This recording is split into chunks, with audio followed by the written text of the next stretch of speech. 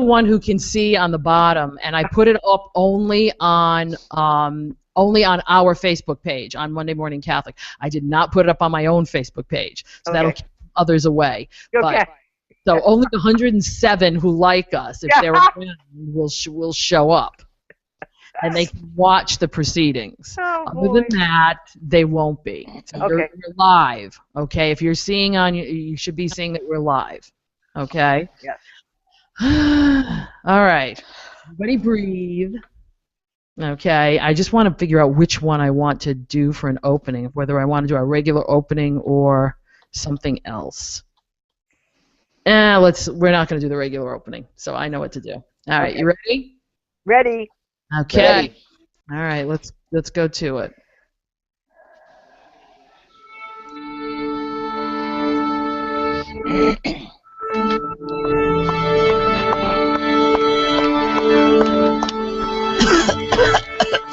Hello? Are you ready? Yes. Then we'll begin. Well, you know, we're just sick of snow, and it's snowing again, and we're here today in our jammies, ready for you. So here is the Sunday version of Monday Morning Catholic, episode number 59. Do you want to build a snowman or ride our bike around the halls? I think some company's overdue. I've started talking to the pictures on the walls. Yes, we've all started to talk to the pictures on the walls here because this is Monday Morning Catholic at the Snow Blizzard edition, and we are, believe me, we all should be in Mass this morning. You know, we record the show early on Sunday afternoon, but we're all here and it's Sunday morning, and we all should be somewhere else, but we're not. But we're here just for you on this snowy Sunday morning. From the frozen tundra 3 streets down from me, across town in North Providence, Linda Reed, Director of Music and Liturgy at our St. Thomas Parish in Providence. Good morning, Linda. How you doing? Good morning. I'm just all off kilter because being home on Sunday morning does not compute for me. No, it doesn't for anybody. That's the whole thing. But where can we go? There's nowhere. No. And sitting home in where do you live? Assonet? Assonet. Assonet. Where? Massachusetts, believe it or not, right outside of Fall River, if you're not geographically inclined, is Nancy Smith, Director of Youth. Hi, everybody. And other things at St. Teresa and St. Christopher in Tiverton, where they've had a lot of snow too. Yes, absolutely. Yes, we've had. It was a whiteout this morning when I woke up. Couldn't see anything. Yes, exactly. Nothing.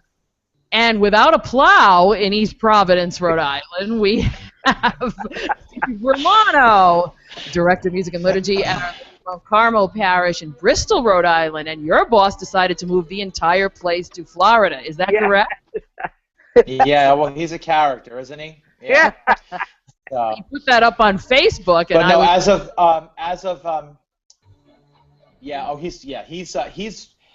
he's all into all the technological stuff.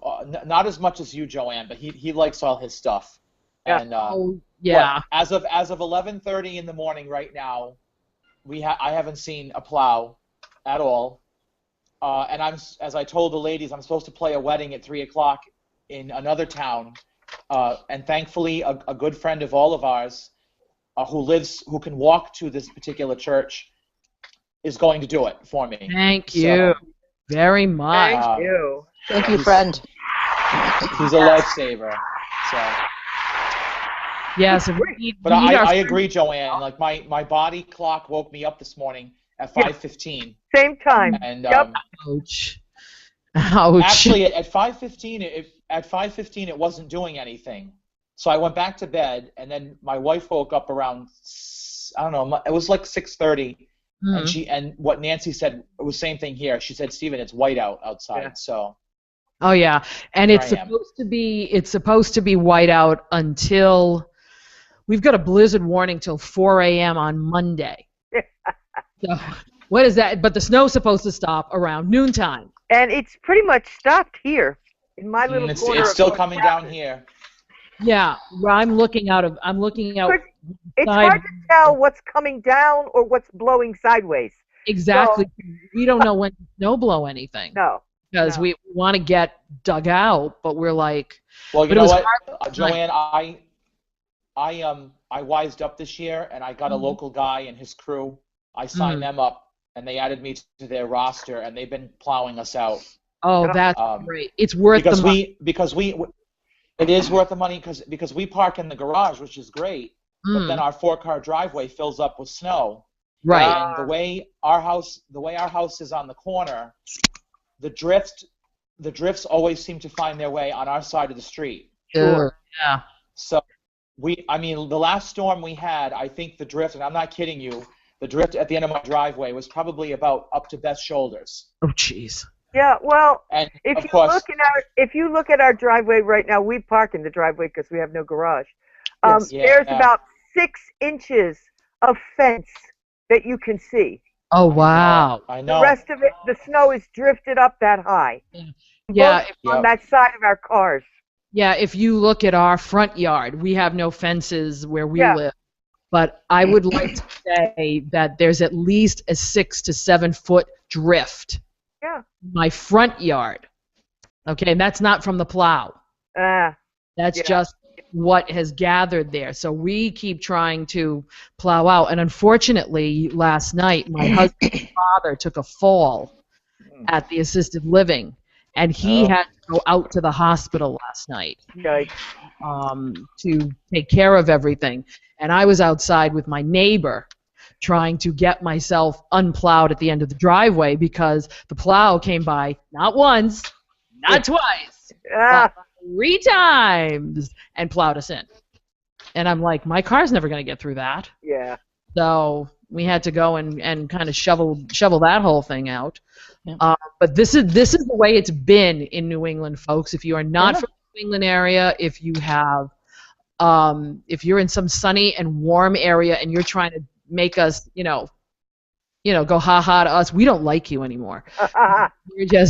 We're just done with this weather. We're not crybabies. We're not being, Well, that's it. I mean, we're New Englanders and we're used to cold and we're used to snow.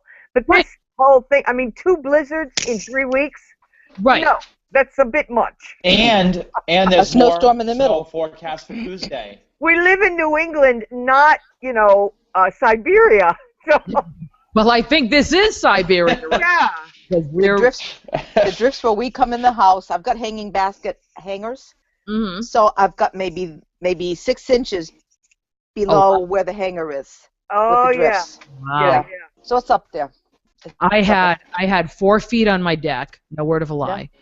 We got rid of the 4 feet. We finally shoveled the 4 feet Monday, I think, in that last storm, and we've got another foot out there today. Yeah. I'm like, again. Yeah. Oh well.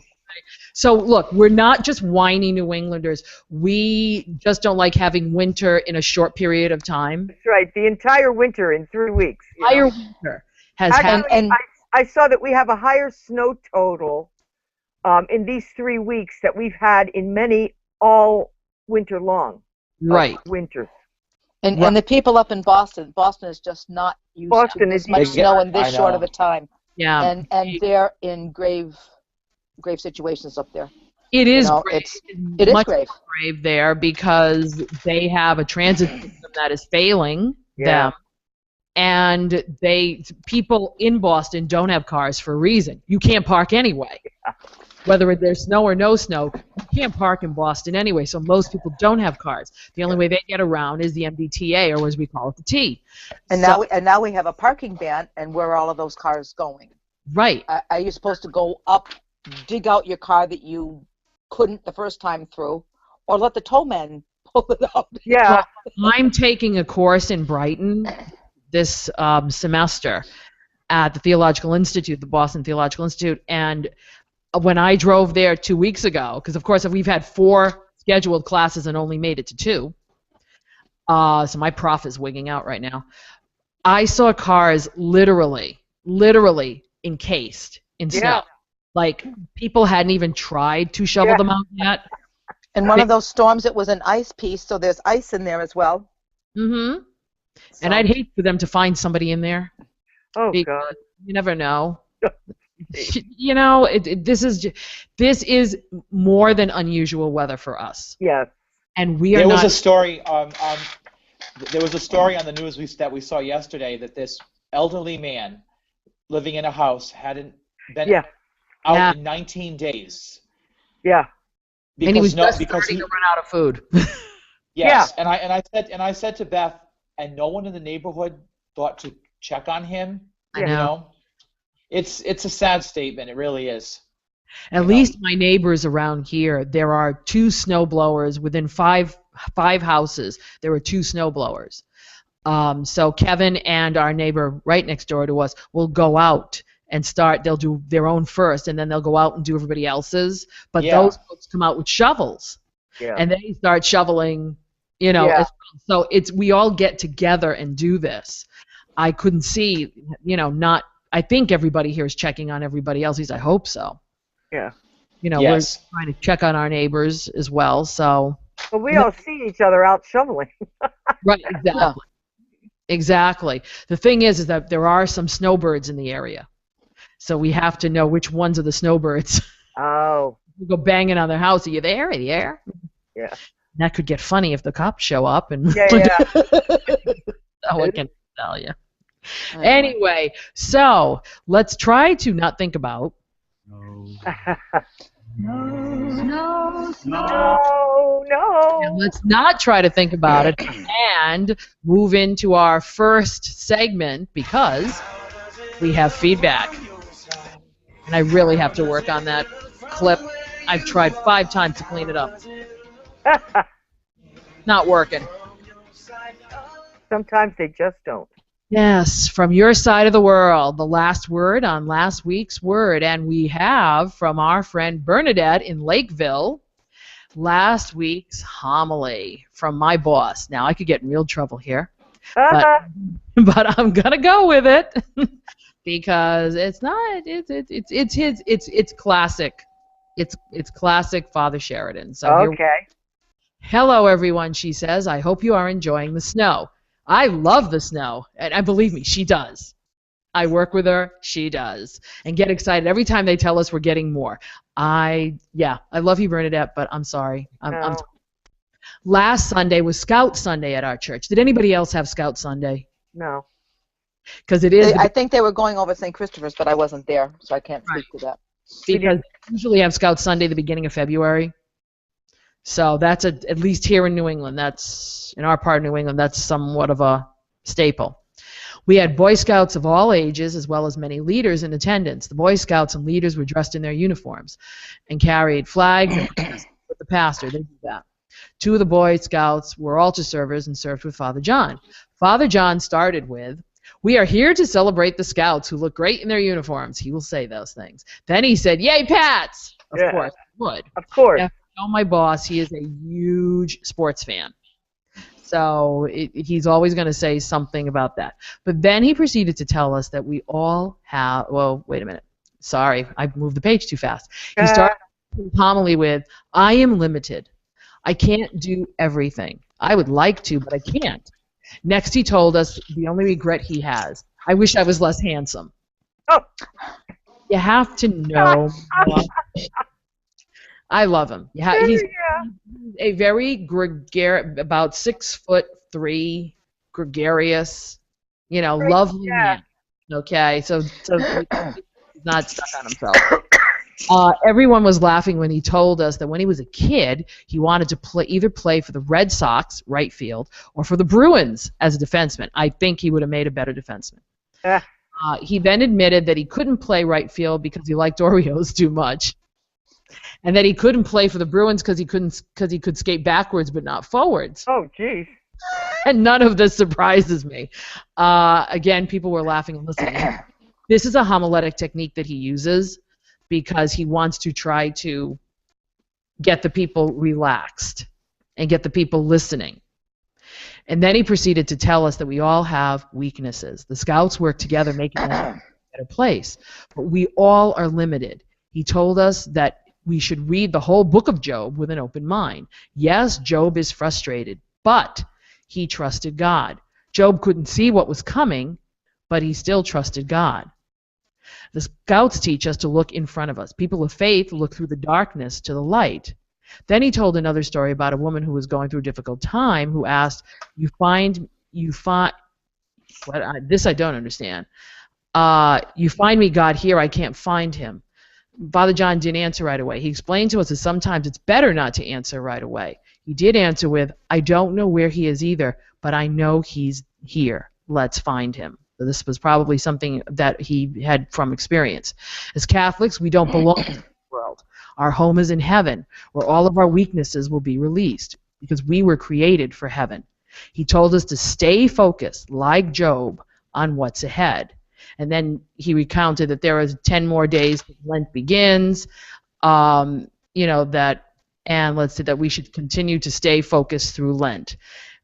She was happy that Scout Sunday was a success, and I think that's important because it's good to see the Scouts do have a religious component to their awards. So for them to come on Scout Sunday, and I think they have a couple of medals that they do. Yes. Depending on which religion. Yeah, it's a component. I think one of them is called Parvuli Day. That's the one. And then there's another one after Parvuli Day for the Eagle Scouts. Right. I think my nephew got the one that Linda's talking about. I think it's called Ad Altari Day or something like that. That's the older one. Ad Altari Day. Okay. Yeah. Okay. Yeah. So what Father John had to do last week was to take Scout Sunday and take Job, which I thought it was good that he focused on Job, because that would be more relatable to people, especially if you're bringing Scouts in and you're bringing other people in, and they may not be Catholic and they're there because of the Scouts. Yeah. May not go to Mass very often. So this is what he does. He really knows who his audience is. So sometimes it may not look or sound like it's taking the shape of the readings, but it really is. Well, sure it is. And he's quite adept at it. So she finishes, have a great week, and yeah, we had a great week till it snowed again. So, but our friend John in Yakima would really like it if we would send them some snow. They can have it.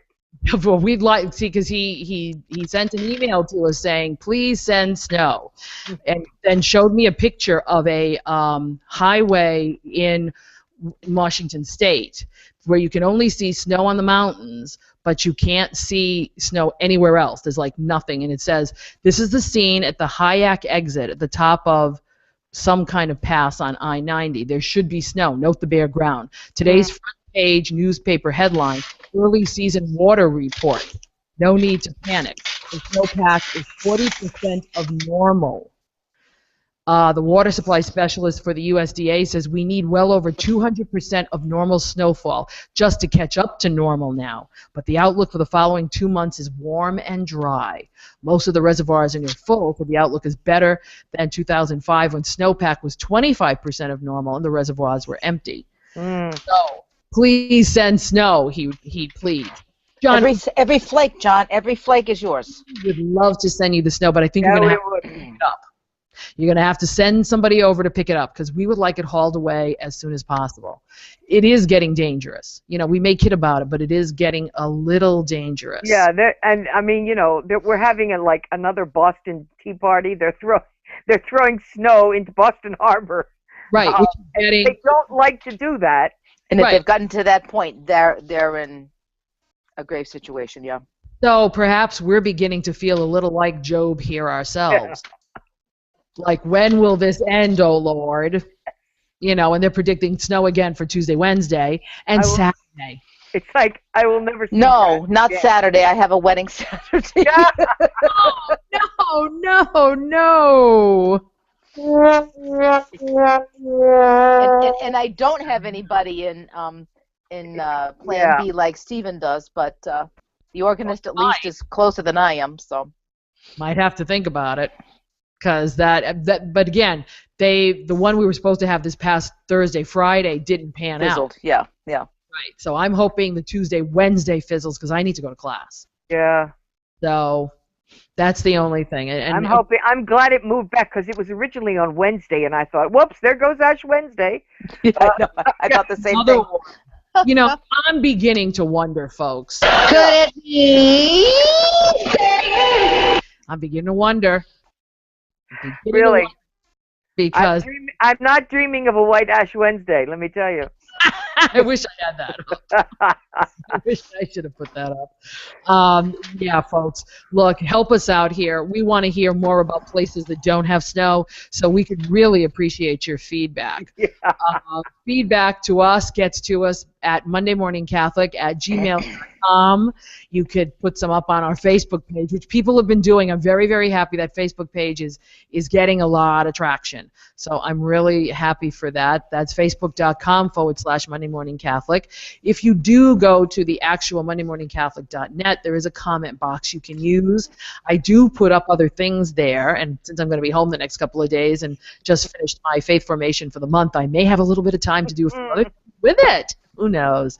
But then again, you can always... But here's my number, so call me maybe. You can call the voice feedback line like John of Yakima. He will do that, and that's where we get a lot of our stuff from him. It's 774-955-0659. It does work. It does send me an email, which is what usually happens. I don't usually hear that, even though I have that ringer on my phone for the voicemail. Usually comes up as a voicemail email message, which is really cool. And I can listen to it. In fact, my own voicemail at work comes up that way. I have it sent to me as a WAV file.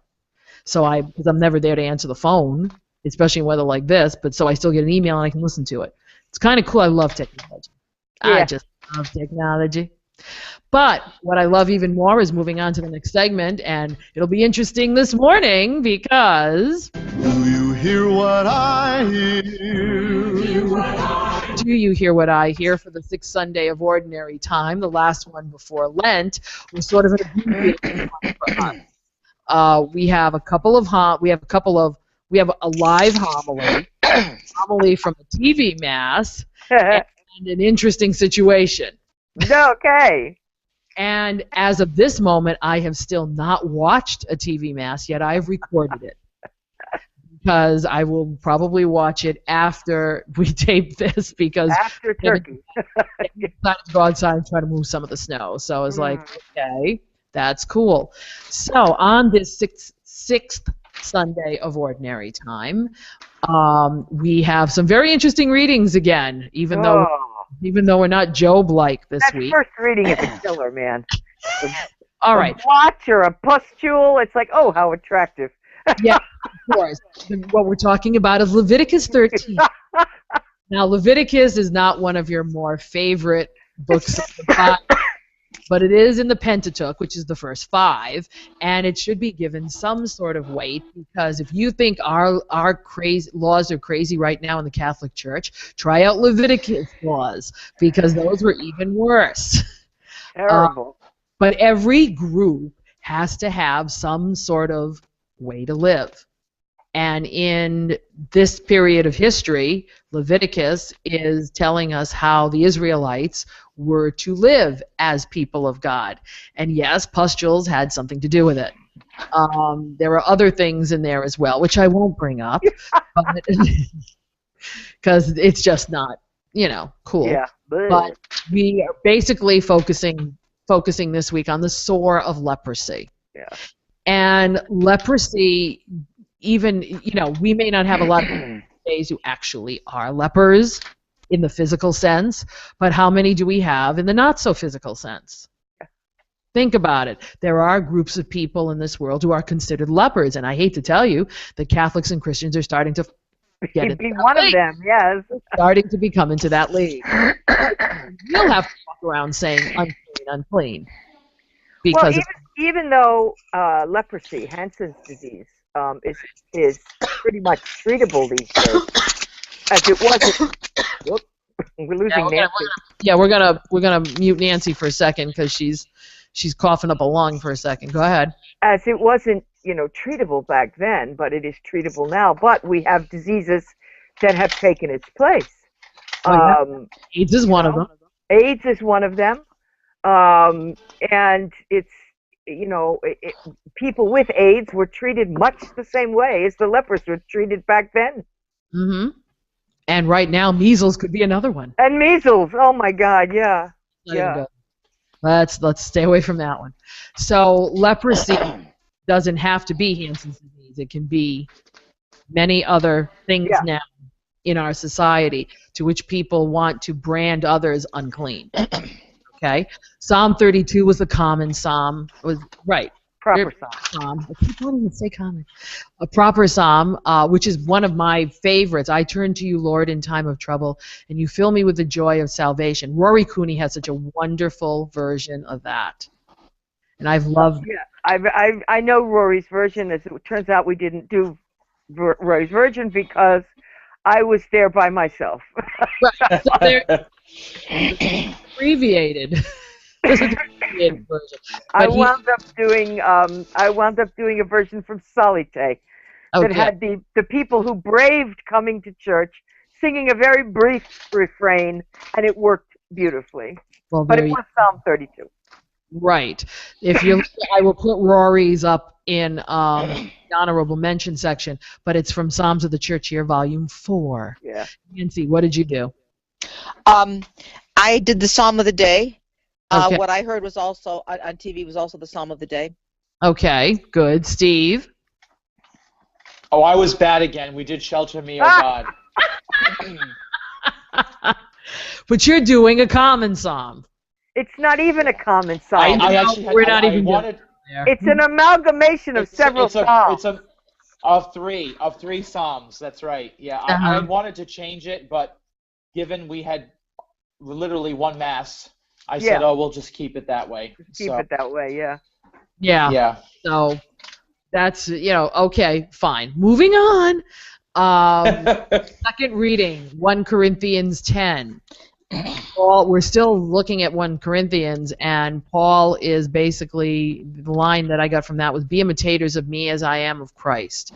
And I think that going into Lent, that is probably a good tone to take for all of us, to be imitators of Christ and not of, whatever we want to do. And then we're still in Mark 1. Believe it or not, short gospel, we're still in that darn first chapter. That's because Jesus was very busy in that chapter. He was very busy indeed, apparently.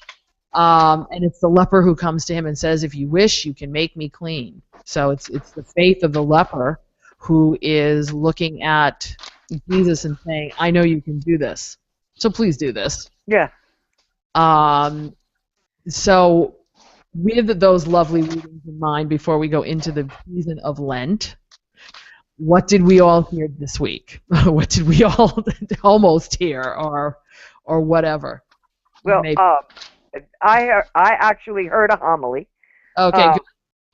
Although I have to say, I have the homily in an email which Father sent me. Thank God he does that. I know. I love it. And last night I was trying to listen to it. When the gospel, when the homily occurs, I usually go sit in the back chapel to listen to it, because oftentimes there's not room for the whole music ministry to sit, and so we go in the back. So even though it was just me last night, I went in the back, and I was listening to the homily, and about halfway through the homily, a woman comes in, starts talking to me. Well, I missed I missed half of it, so I don't see any point in staying for the rest of it. But would you give this to this person and give that to that person and I'm trying to listen to the homily, So anyway, I have it here, and I will give you what I thought I heard. You have his notes. You still have his notes, though. My notes, yep, I have notes right here. Okay, so he says both our first reading and our gospel account deal with the horrible illness of leprosy, and he gives a little background. Back in that day, leprosy was considered the worst possible of all illnesses, because not only was it a physical suffering, but it was also a social suffering as well. Those with leprosy had to live apart from the community. And at that time, that was just as much death as the physical death that leprosy led to. Because when you're living apart from a community, you have no support. You're at the mercy of the elements. And so the poor lepers were trying to band together to live. The other difficulty with the disease of leprosy was that it was tied to sin, and it was either something you did and you were getting punished for, or it was something your ancestors did, or your parents did, or your third cousin did, and you were getting punished for it because of sin. So this leper approaches Jesus, and it said it's interesting that when Jesus responds to the man with leprosy in our gospel account, that the Greek words that are used imply that Jesus feels both compassion and anger as a response to this man's situation. Really? Yes. He feels compassion for the man, but anger at the situation that compelled him to live apart from the community, and the situation that people thought he was suffering this because of a sin that he had committed and that God had sent it to him as a punishment. So there's a dual-fold component to Jesus' reaction. Then he takes it to us. So often in our own lives, we encounter people who are sick, or we watch the news and we see one tragedy after another. People getting killed by ISIS, people getting in horrible accidents, terrible weather. There's certain parts of the country that are experiencing flooding. And he said, you watch all these things and you experience this kind of new phenomenon known as compassion fatigue. He said, I don't know about you, but I can tell you in the course of 1 week, he said, I received 20 to 30 solicitations for very worthy causes, and yet there's only so much I can do. This is understandable, but we have to be careful not to give in, he says, to this compassion fatigue, where we just throw up our hands, or even worse, just become indifferent and let it wash over us. Jesus, on the other hand, never had compassion fatigue. Even when he was on the cross, he forgave those who put him there. I know, and then, boom, he complete. Now for something completely different, as much. I know. Okay. I know it's impossible to believe, but this Wednesday is Ash Wednesday. And so the season of Lent is upon us, a time where we can try to find ways to grow closer to God and grow in our compassion for one another. May we try our best not to become indifferent to the needs of others, and instead, as St. Paul reminds us, to be imitators of me, as he is an imitator of Christ. And may we use the next 40 days as a time to imitate Christ by what we say, and more importantly, by what we do. Yeah, it seems like most of them were going to kind of weave in walking. Well, yeah, especially in light of the fact that we may wind up having snow into Ash Wednesday. So this is true. This is true. Well, he bring it to people's attention. He seemed to hit all the nails on the head today. Yes. Cool. He hit all 3 readings. Bully for him. We have to have him on. We really do have to have him on. He would come on. I'm sure he would. I think he'd be fun. Yeah.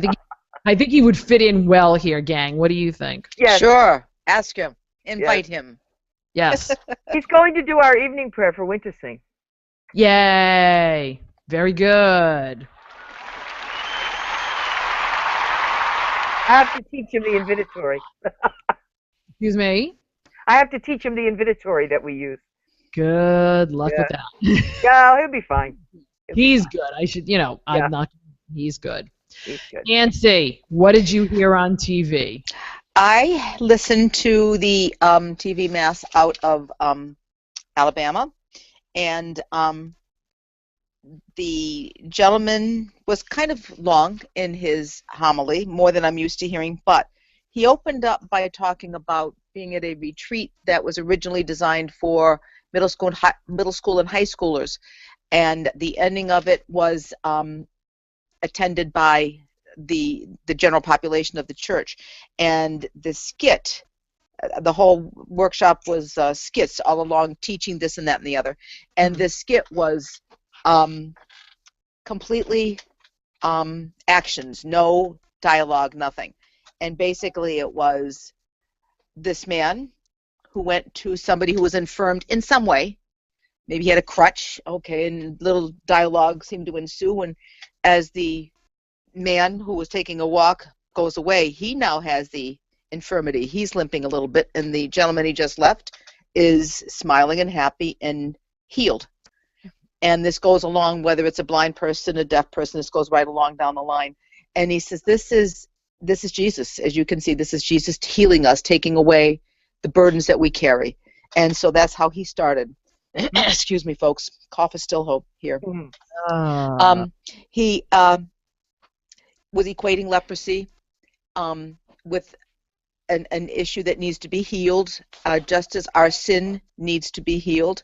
And the blindness in that skit, the deafness in that skit, he was equating that to something being healed. And he says, please, don't misunderstand. Don't think that I'm saying that blindness and deafness, that those types, any of these infirmities are sins so much as we all need healing. They need healing, and we go to Jesus for the healing. And basically, once the healing has come, then we become, how did he say it? We are now Jesus with skin, is how we phrased it. Mm-hmm. In other words, Christ has no body now but ours, no meat but ours, that mentality. Mm-hmm. And so that, in essence, what grace we receive from whatever healing is needed, we need to give that away. And he went much longer than that, but that's my nutshell version of what I got from him. I did enjoy it immensely. He did talk about Jesus is on the cross, and when we look at Jesus on the cross, that is the punishment, what the punishment for the sin looks like. That's he phrased that. I'm going to be working on that one, figure that one. Where does that fit for me? But I was telling everybody earlier, do you want me to do my closed caption quick talks on this, or yes. wait? Well, okay. Why don't we wait? Why don't we wait? That's what I want to know. The right stuff, because then we can talk about about how to watch Mass on TV. So the upside of this was just pretty much of a setup for Lent, which is to come. They're all gonna hit the Lenten button. Right, yeah. Let's try that again, Joanne. Hit the Lenten button. Or getting us ready to have that button be pressed. Yeah. If we can all get to, at least over here, if we can all get to Mass. Church, that'd be nice. Wednesday. So, Steve, in your neck of the woods, what do we have? We had the Catholic Charity Fund appeal. Oops.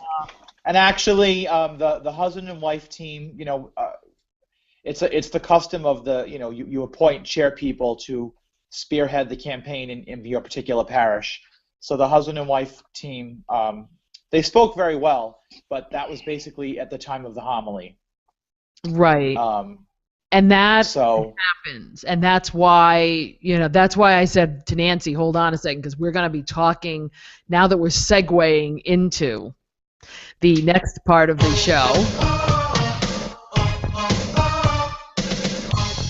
Don't worry, we're still talking about homilies a little bit here, but we also want to talk about what happens when things like that happen.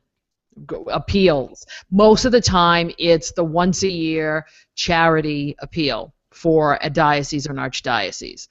And I know in Rhode Island, explain what goes on in Rhode Island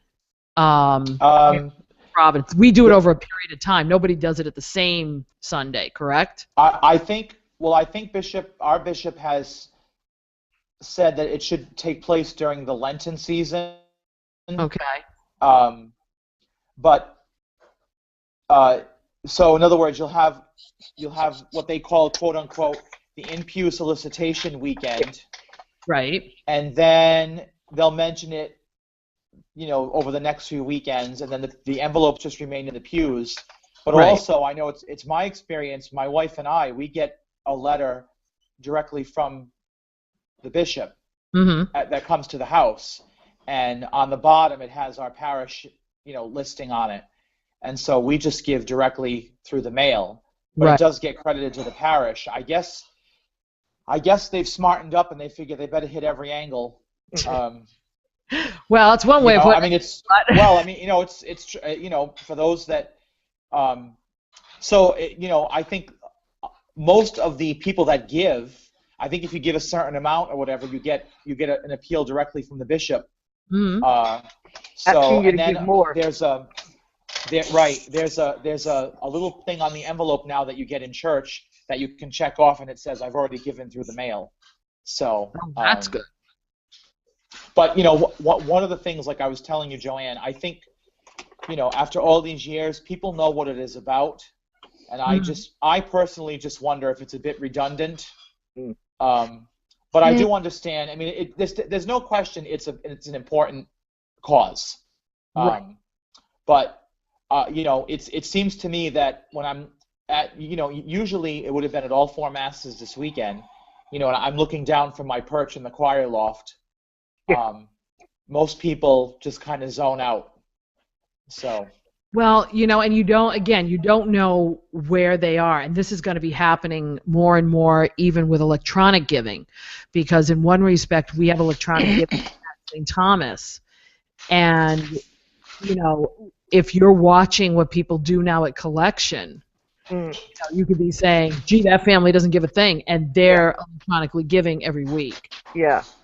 So it's kind of hard now to figure out who's zoning and who isn't, because of the way we can do things. Well, and also I guess the e-giving companies, some of them I've heard will send you a little card that you can throw in the basket. Oh, jeez.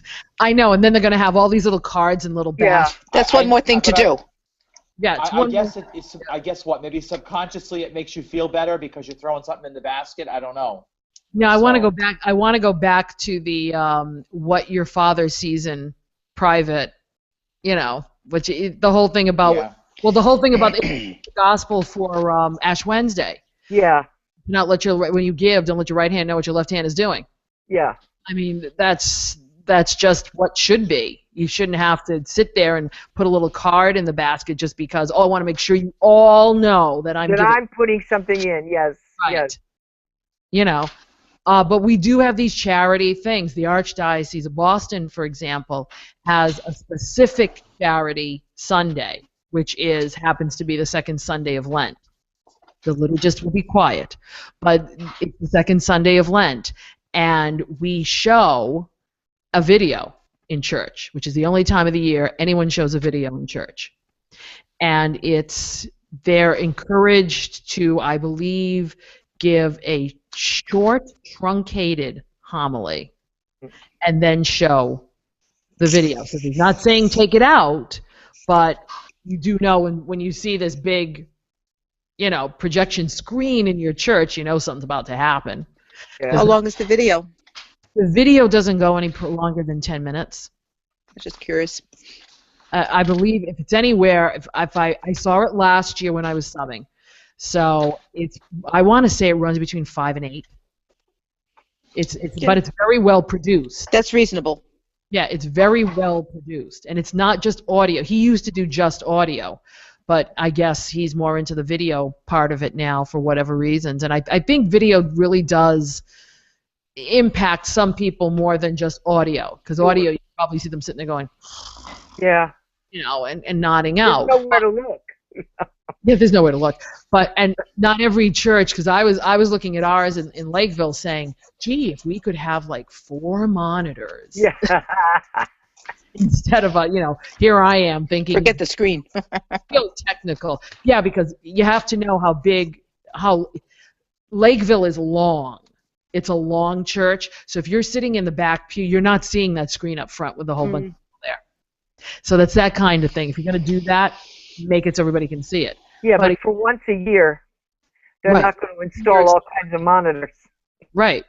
But then you could show the numbers for Mass. We won't go there because that's a whole other liturgical discussion. That's another whole other, Another one. But it's not there. No one ever favors bumping anything. It's always make sure that there is some sort of homily. But it's unfortunate that we have to use that space because the four of us will say this very clearly, that if they were to do it after communion, you know what would happen, don't you? Yep. Everybody would leave. They know it's Appeal Sunday and it's called Take Jesus and Run. Yep. And that's some people take Jesus and run anyway. So that's true too. We don't want to, we wish they didn't. We do. But they do. And but they do it there now because of that. Yeah. So it's a particular liturgical pastoral position.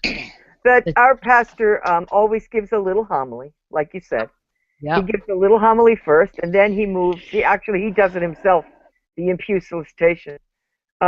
He said, I hate to ask money, and he said, I know everybody else does too, so I'll do it. Well, good for him, because he at least, he at least does it. But sometimes it's better to have the chair people, like you said, Steve. You had a couple, I guess, that came up. Yep, and our generally what gets we up do as well. is we in our parish, I think the chair people do it for 2 years in a row, and then they move on to somebody else. That's a good and you know system. what? I give them credit because it's hard. It's hard to get up there and talk in front of people. Oh yeah. So I give these people a lot of credit because I know from having to get up in front of the assembly, it's not it's not an easy thing to do. So. No. As a matter of fact, our chair people said that they don't mind being chairperson, but they're not getting up and talking to people. Yeah. It shouldn't bother us, like we're not unaccustomed to public speaking. No, hardly. Hardly. No, but it's definitely daunting if you never done it before and you have to get in front of a couple hundred people. Yeah, and this topic is certainly not our norm. This topic would not be the norm that we would talk about either.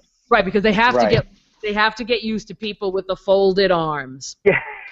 Looking at you like make me. Yeah, make me give you a penny. I'm saying it's like it's the same thing like when I come down from the choir loft to the front and I go over a new song. I look out and exactly what Joanne just said. There are people looking at me like, why are you bothering me? Yeah. Make me open the hymnal. Go ahead. Go ahead. But we do it anyway. So. Oh yeah. Yes, we do. We do it, and we do it willingly. Another thing that could have happened this past weekend if we were all around is something that is becoming sort of a groundswell tradition of burying the Alleluia. Yes. Now, everybody can make fun up here of burying the Alleluia in snow. Yes. But it's a fun little... I mean, some places actually have a banner that says Alleluia, and they stick it in a box. No, we don't. They take it out, or they just take the banner out, or... I mean, I've seen a couple of different traditions. Does any of you guys do that? No, that's one thing we don't have never done to my knowledge. I just usually use a closing song in which Alleluia is prominently featured. Okay. Pointing out to the assembly that this is the last time they'll sing it until Easter. Oh, that worked. This weekend, it was kind of ridiculous because everybody's like, let me get out of here before. The blizzard had already started, and it was like, I don't care. I really don't care what the heck you're doing with the Alleluia. Just let's get out of here. Actually, at our church, we did Alleluia Sing to Jesus on the way in. Uh-huh. And then on the way out, we did We Are Called. And to my surprise, everyone pretty much stayed for the whole thing. Yeah, my guys like that too.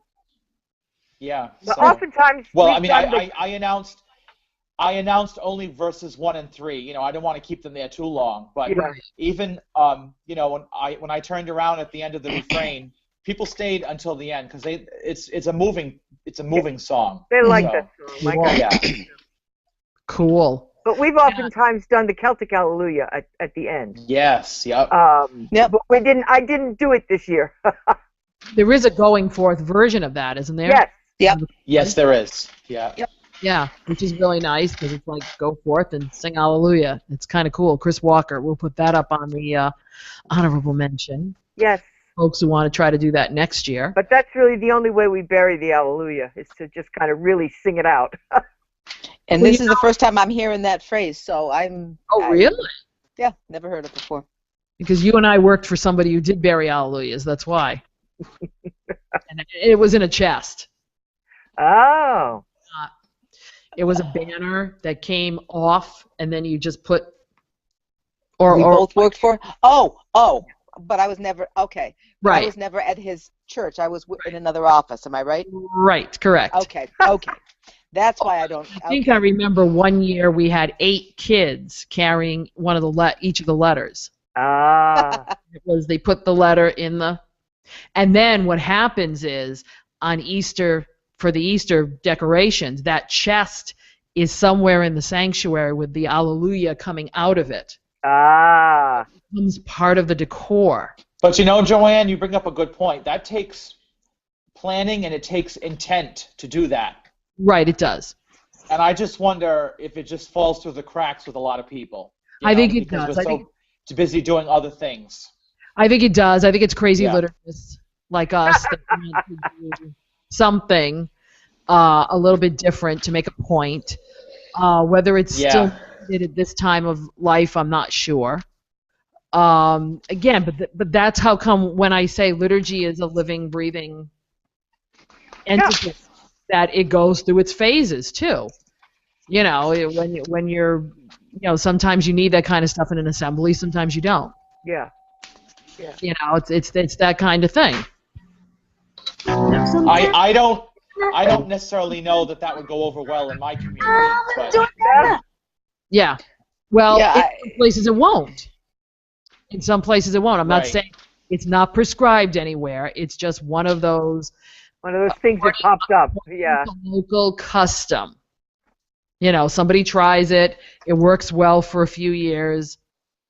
It's something that probably is better suited for paraliturgy or different children's, maybe more for children type of thing. Yeah. It's one of those gray areas. That's like I had to, and I will say this out loud now because my pastor will probably kill me. But I was looking at the First Communion program for this coming from last year to know what to do this year, and I saw a song on there that I would rather eat nails than do again. And I kind of said, we are not doing this over my dead body. Yeah. To which I was told, well, I just put it in there last year to give kids something to sing. Hi. And I went, okay, that was nice last year. And why do them? Yeah. I said, so, but now here I am afraid that the other 2 parishes are going to go, so I'm meeting this week, and I said to them what I just said to you. I've kind of said, no, we're not doing that. If we want to find something else to sing, I have about 17 other pieces they can do. Really? There's a ton of music that children can do. And one of them said to me, we don't have to do it. And I said, no. Oh, good. All right. And I went, oh, good. And then I looked at the other one. She said, I never really liked that piece anyway. So there you go. I was like, thank you, Jesus. Because anything from High God, for me, is out. Yeah, forget it. I never want to hear High God again. I'm going to burn that darn book. But I just can't. I don't even own it, so I can't burn it. I do, because in one of the places I worked in, that was a staple of life in the 80s, and I never want to see it again. No. So it's like, no, thank you. I know. I'm the, not to sound mean, but I'm the younger of all of us. And, you are. That's true. You are, Steve. Keep reminding us of that. Thank you. And I remember singing all of that in Catholic school at our school masses. Yes. I would say the early 80s to the end of the 80s. We sang those songs. Yes, you did. Yep. Yes. And I can remember. I know this is kind of going off the rails a little, But yeah, let's go anyway. Let's go. We had good old Father Doyle was our pastor back then. Oh, of happy And, memory. happy memory, God rest his soul. He was, he was old school. I don't know if they even make those anymore, but anyway, I can remember being in like the 2nd or 3rd grade, and we would go to school masses, and we'd have the, Mrs. Daly playing the guitar, and yes. and there was this one song, the song about, hey, do you really love Jesus? And she'd put different names in it. Oh yes. No. You remember that one? Yeah, oh yes. And Stephen, do you love Jesus? And I can. Oh yes, I Yeah, and love I can picture Jesus. this. I can picture this from my seat. She would sing, into the microphone, "Hey, Father Doyle, do you really love Jesus?" And from his seat, he would sing, "Yes, I really love Jesus." Then she would sing, "Do you really love Jesus?" And he would sing, "Yes, I really love Jesus." Oh, And then she would sing, "Tell us why you love Jesus." And he would sing, "This is why I love Jesus, because he first loved me." Yes. Oh, how I love Jesus. Yeah. Oh. somebody just. And I have to tell you. Could it But I be? have to tell you. Yeah. But I have to tell you. Oh no, Stephen, tell us, please. Remember it. Wait a minute, say it again. Say it again. We Because lost you. Come back. come back, dear. Say it Hello? again. Stephen, you there? Steve? Steve. Me? Yes. Yeah. Yes, I'm here. Oh, Okay, okay. Yeah, no, I said, but something. We can laugh. Mm-hmm. But you remember it. But I do. What, 30 years later? It's 25, 30 years later. Yeah. And I think that's great for retreats, and I think that's. Oh yeah, I know, Joanne. I know. Yeah. Yeah, I do. I really do. I think there's a time and a place for it, but liturgy is not the place. And I am a I fought those wars. Yes. Okay? And I fought those wars not just so we could go back to do Latin, because that's not the issue either. No. It's just not. It's appropriate for a school mass maybe, but not for Sunday. Mm-mm. It's just not there. And there's so much other good stuff out there that no one wants to look at. Because then I worked for something a new. long time, Joanne. I worked with our school for a long time. And our school now, when we have school mass, we sing the parish repertoire. No, there you go. Yeah.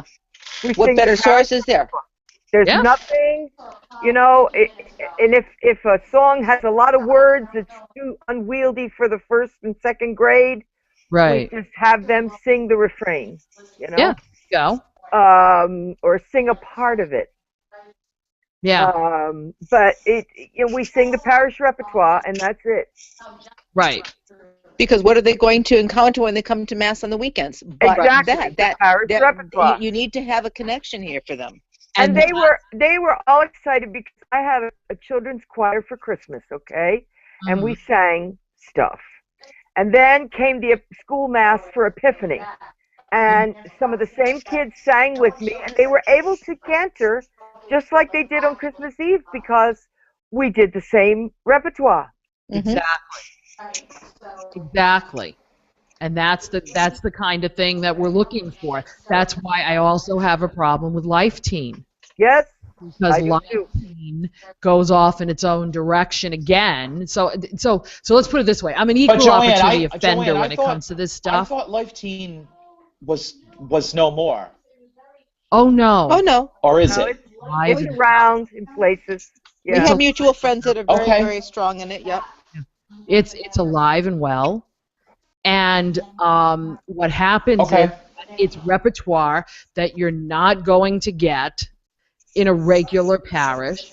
So what happens is these kids go to Life Teen Mass from one age to another, and then when they have to go back into the regular Mass stuff, it's boring for them. Yeah.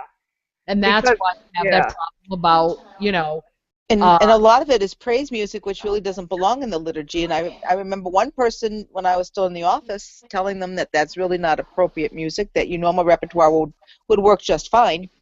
And they never called to ask me anything again because they were not happy with me.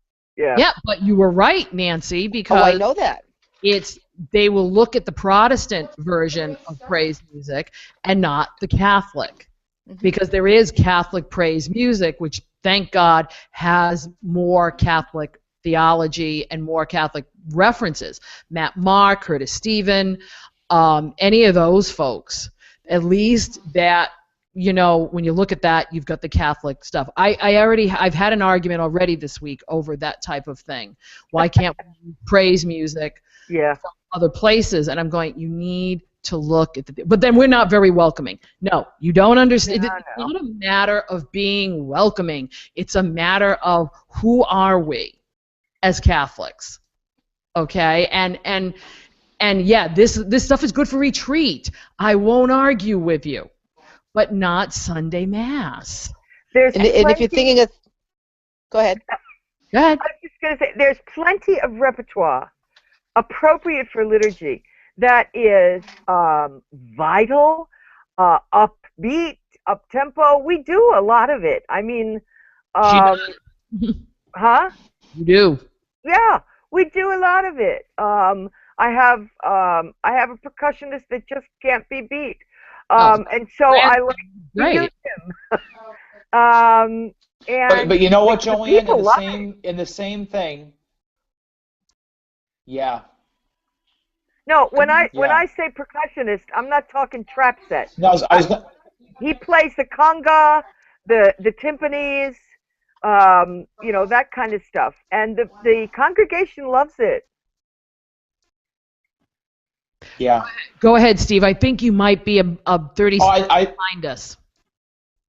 Oh, okay. What I was going to say is, just talking about this whole situation of the music styles and things like that. Even going back the other way, a lot of the older things, the more devotional songs, hymns from many, many, many years ago that people love, they're not necessarily appropriate for liturgy either. No. That's correct. So. That's correct. We could get right on Mother at Thy Feet is Kneeling. Well, that was the same one that occurred to me. There we go. Here we go. Let's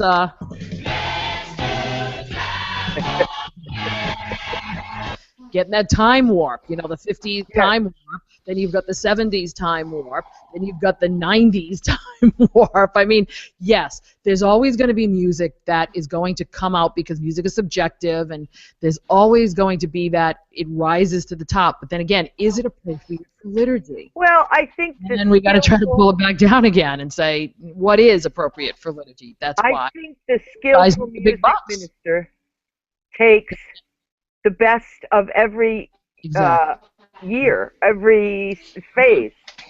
There's something good in every phase. You just have to find it. And I want to just say a statement. I'll probably get all sorts of hate mail on Facebook, but I happen to be trawling one of the Nance, go ahead. Yeah, I know. One of the groups that talks about this, and all of the older versions are the best and type of thing. And I listened to some of these people say they didn't get it this week, but I'll keep going. It's like they're going to beat these people into submission to liking what they like. Yeah. Now, and I have a problem with that. Yeah. And I'm having nothing to do with an individual song per se, but if they're not getting it, they're not getting it for a reason. Yeah, but that's not the fault of the music. That's the fault of the musician. That's my point. Okay. That's my point. It's the fault of the musician who does not. That's my only point. Or does not know liturgy in the Novus Ordo. I'm going to say it straight out. And if this isn't a church that cantors, that really likes a predominance of chant, for example, right, or something else, or you're going to beat it into them. This is all that they're going to work. This is. I have a problem with the musicians beating. Right. Feeling they had the right to do that. And it's the same the other way. If Absolutely. you're a praise person, and your Yep. assembly is not geared that way, and you want to turn them into that, you got problems in River Yeah. City. And I'm not saying one thing over another. I'm just saying this musician's, like you said, it's a musician. This musician's judgment, this is their opinion, and by God, everybody's gonna Right. I'm right, and you know, I have a problem with that. But Nancy, there's a lot of our colleagues are like that. Oh, I Yeah. understand that, and I saw that just in one of the threads today. I happened to be, like I said, I was trolling, and I'm going, oh my God, oh my God, oh my God. Do you not care about your people? You and Steven do that, Nancy. I can't do that because then I have to double my blood pressure meds. Linda, I don't stay long because that's exactly what happens. It makes me so angry. I don't stay long. Yeah. I don't want to stoop to that level. Yeah, So, and that was just what I got today. So yeah. I don't read them. Oh, I'm not a member, but believe me, I'm not a member. But I go on and every so often I think that maybe I want to poke that bear, and I thought, oh, yeah. Yeah, you know what? I can't, because if I become a member of that, I'll kill someone. I was just honest to God, because Mine is just self-preservation. It is self-preservation, and I just had that kind of negativity surrounding me, because as a guitarist, all right, I've had to overcome that all my career. she has a different. You definitely. This is a woman, for those you don't know, who does her main ministry on guitar, who plays hymns on guitar, and who does chant with tone bells. Hello. Yeah. You know, she uses what she has, still using all of that. Now, Steve, on the other hand, is your classical organist, okay? Yet he uses the full realm of repertoire, too. Yeah. See? Same thing. She's guitar flute, does not play keyboard, all right? Uses the entire realm. That's what this should be about, okay? Yeah. It shouldn't have to be, you know, the organ people just do organ music, or the guitar people just do guitar music. Guitar music, yeah. It's, you know. It's about the entire repertoire, good, bad, and ugly, of church music. And yes, if we all had to play stuff we don't like, you're damn straight we have. Yes, we have. And when I don't like every piece I play.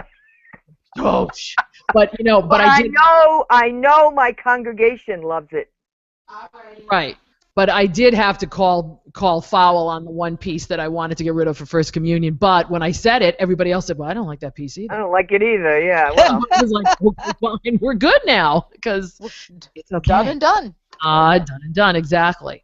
But Steve, I mean, as a classically, you're trained on the classical stuff. Are you agreeing with this assessment, or? You know what's funny? Like I love the gamut of music, and I try, like Linda said, and all of you ladies have said, I try to do, I mean, it's no secret, I work for a very, what you'd call, traditional parish. Mm-hmm. Okay? We have the pipe organ. Now we have a piano, which everybody loves. Everyone always stops me and says, oh, it's so nice to have the piano. And, you know, and we have instruments. I have an in-house flute player, and but I'll play a classical prelude, but we'll also sing We Are Called, and the choir might do, one weekend we might do something in Latin, the next weekend we might do a spiritual. So I try to mix it up a lot, but I think this is where some of our colleagues have a problem. This is my third or fourth parish that I've worked, fourth parish I've worked in, and you have to adjust to where you are. Bingo. Yes. There are things I miss. There are things I really do miss from my days in Riverside that St. Brendan's really loved. That just won't fly in Bristol, because it's just not the same type of atmosphere. Yeah. There are things musically. I think I've grown in my skill set, because at my present parish, again, more classical, traditionally based, there's more hymnody that I'm able to do. So I you know, for instance, if I took a job tomorrow at a different parish, I'm going to find out what they do, and you know, and you have to adapt to it. Exactly. But I Nancy, I know what you're saying. There's some people that post on these blogs and things that they're going to fix, quote unquote, fix the parish. Yeah. Or fix the problem. There really isn't a problem. The problem is that you won't adapt Right. like you were adapting. Again, I'm not going to bring up anybody's names, but I've had conversations with No people names. before. No names. No name. Who I tend to go right to the point, and I'll say to them, well, that's all well and good that you're doing A, B, and C, but how is the participation? Yeah. And that usually shuts them up right there. I mean, I used to know when my particular assemblies didn't like a particular mass that I liked, I would use it for a certain amount of time, and if I heard if I absolutely heard this, then I wasn't going to continue. Yeah. If I that actually happened to me after the new missile came in. Oh, jeez. Yeah. That happened to a lot of people. I put out a mass setting. I used it for 3 months. Nobody sang it, so it's like, okay. Out we go. Yeah, gotcha. Yeah, that's how you know. You may like it, but if it doesn't work for this group, I kind of thought they would like it, but they didn't. So I guessed wrong. It happens. It happens, and it happens that we're running kind of long here. Oh yeah. Well, get us talking about music and forget it. No. So let's go to our last one. Technology and evangelization, known as Can You Hear Me Now? And we'll be real brief on this because we really did go down the rails. We did. We went off the rails, but that's okay. I just wanted to briefly say that those of you who may have signed up for the hashtag Share Jesus project, that information did come out this past week. So if you didn't get your email, you didn't sign up in the right place. So you need to go, and I believe the website is now up, redeemedonline.com. If you go there, you will be able to share in this Lenten project, and on Wednesday, Ash Wednesday, they should begin to send us. I signed up for that. Yeah, I did too, and they should begin to send us those videos that we can then send out to others. Just warn your people on Facebook or Twitter that you're doing this. If some people want to mute you for the season of Lent, give you up for the season of Lent, then they should have the right to do that. Yeah. Hopefully they'll be back in Easter, especially if they don't want to deal with that. But that's not going to stop me from doing it. If I lose people, I lose people. Yeah. I don't. It's not a contest to see how many people are going to. No, it is your friend list. Shouldn't be either. I'd rather have people who like what I post. Exactly. This past week also was the Mid-Atlantic Congress in Baltimore, Maryland. Yes. And I happened to download their app, which was very, very interesting to say the least.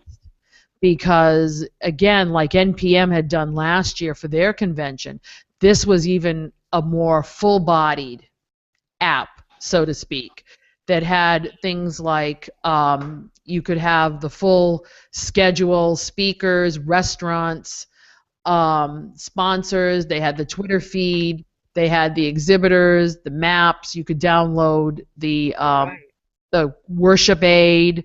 You could do all that kind of thing, all that kind of stuff. And I really, plus you could buy downloads, video and audio of the different breakouts. Cool. Which I think hopefully Digital Hermosa, if you're listening to me, Peter Brockman, Digital Hermosa should try to get into for NPM for this coming convention in Grand Rapids, because people all have these, and it's easier. They were giving them, I think, $20 off, or no, it's NPM that's giving $20 off. $20 off, yeah. Yep. If you didn't get a Get paper book.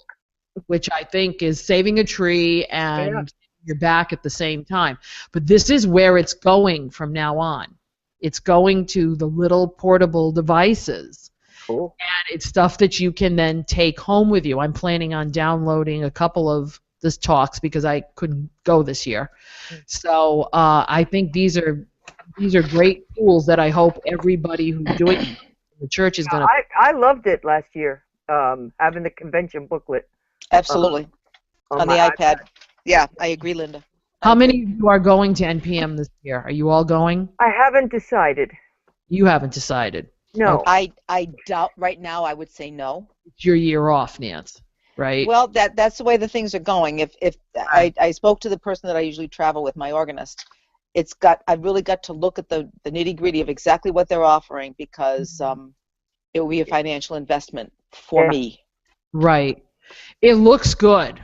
I will tell you that I did take a look at it. It looks good. If I wasn't planning to go to Atlanta in June, I might have gone to Grand Rapids in July. And same thing with us. We're going to Canada for a wedding the end of July. So I think I'm going to skip this year. Yeah. See, it's tough because you have to sort of choose. I need to go to the Catholic New Media Conference. No, actually, I'm contemplating. They're starting up a new program at Notre Dame, and I went in 2010 for Summer Sing, and Summer Song actually. Winter Sing, which is coming up. And it was wonderful. It was wonderful. But Summer Song is now defunct, and they're starting up a new program. And so I'm looking into that too, because I would spend less money going to that than I would for a convention, because housing is included in the fee.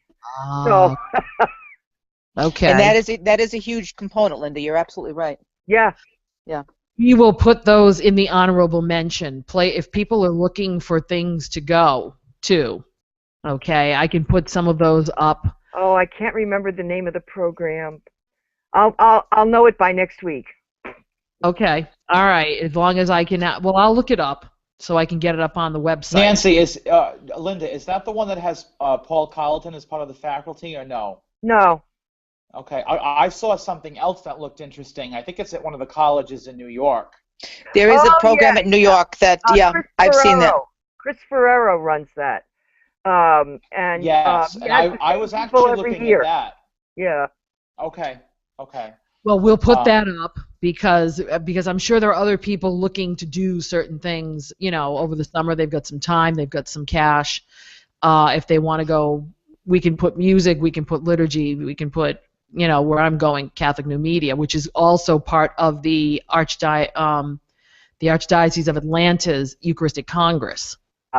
So I plan on going for the 2 days of the Eucharistic Congress and then staying for the conference after. It's a one-dayer this year instead of two, so we'll see if we can do that.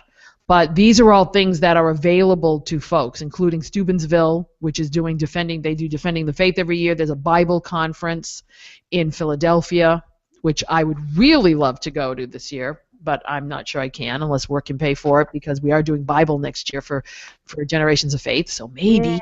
Maybe. Right. You have a living, breathing resource right here. This is true. Yeah. This is your hubby. And also, what's the other one? And of course, Philadelphia for the Pope. Oh yes. In September, the Archdiocese of Boston just started putting out some information. I'd really like to go for the week. I'd like to go to that whole family conference thing. But we'll see. So we'll try to get as much of this stuff in our honorable mentions as possible. Yes, we went way off the rails. We've gone way over time. Way long. So has addled our brains, but that's what happens when we sit here in our jammies and we do a podcast. And shoot the breeze, yes. Yes, they really, it's been a day. But, for those of you who have just kind of stumbled on this, we do this every week, not in our jammies, but we come every week. Our jammies, no. Not our jammies, in our regular clothes. And we do look back at the previous weekend's liturgies and just about everything else. So if you want to send us some feedback, send us some, information. If you know of a conference that we didn't talk about, then please let us know, MondayMorningCatholic@gmail.com, Facebook.com/MondayMorningCatholic. You can always put it up on the page. You can call us at the voice feedback line, 774-955-0659, or you can go over to MondayMorningCatholic.net and leave it in the comment box. Folks, can we just all pray that this is over soon? Yeah.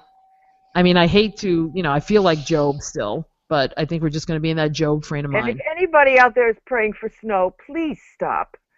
Yes. Please stop, because I think we've had enough.